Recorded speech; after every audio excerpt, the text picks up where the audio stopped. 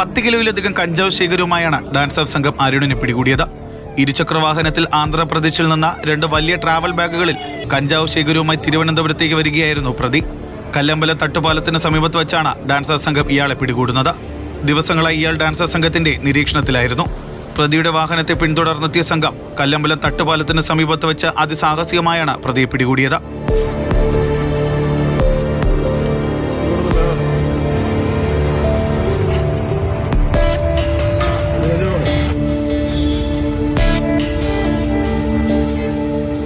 വിശാഖപട്ടണത്ത് മയക്കുമരുന്ന് കേസിൽപ്പെട്ട് 4.5 വർഷം ആന്ധ്രയിൽ ജയിലിൽ കിടന്നിരുന്നു.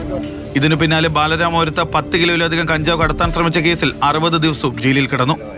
ഈ കേസിൽ ജാമ്യത്തിൽ പുറത്തിറങ്ങിയ ശേഷമാണ് ഇപ്പോൾ വീണ്ടും കഞ്ചാവ് ശേഖരവുമായി പിടിയിലായിരിക്കുന്നത്.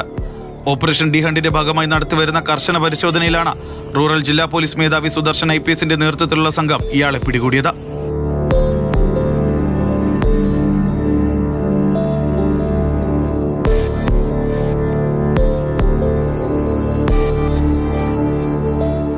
മാതൃഭൂമി ന്യൂസ്, തിരുവനന്തപുരം.